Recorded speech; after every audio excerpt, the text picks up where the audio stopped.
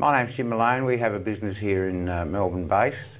We build structures like the one we're standing in, concrete cellars, and fit them out with these custom made racks, which we finished this job Friday last week.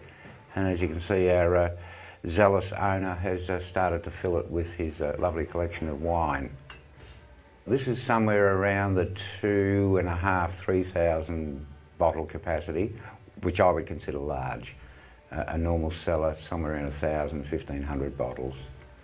The smallest you can have is a climate-controlled wine cabinet, like a wine fridge, and they start at 40 bottles and range up to 200. And that sort of tops them. Oh, then you can have multiples of them, but that tops them out. That's the smart way to do it. Garages are a killer because, you know, they're never insulated. The roller door goes up, the hot northerly blows in, you know, and the temperature's all over the joint, and then you park two cars that you've been to work in that night, you bring them in, and if you've ever touched the bonnet of a car, you've just driven a heater into the room. Yeah, garages are notorious for the worst. Oh, garden sheds, yeah, I've seen a garden shed. Worst case scenario ever, you know, 40 degrees C in summer. There's been recoveries of wine from Spanish galleons, you know, from centuries gone by on the bottom of the oceans of the world, and they've taken no harm, which is mind-boggling, but they haven't. The important thing is not to have great variation. That's the killer for wine. And my expertise is in building cellars, not as a winemaker, but in the winemakers I know, the secondary fermentation takes place in the bottle. And what they don't want is wild variations in the temperature of the bottle.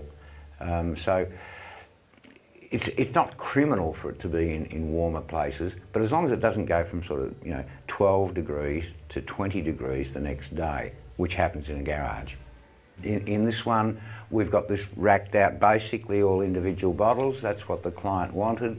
No damage can come to the labels because they're individually held in a timber rack like that.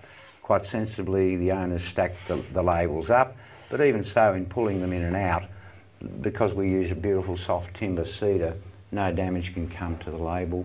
We've got box bins at the other end for odd sizes and odd bins and odds and sods, because bottles do come in all shapes and sizes. And we've put diamond bins in for him as alternative storage, which are a great feature. They look beautiful. Everyone loves a diamond bin. Just common sense and take your time. Like the wine, you know, take your time.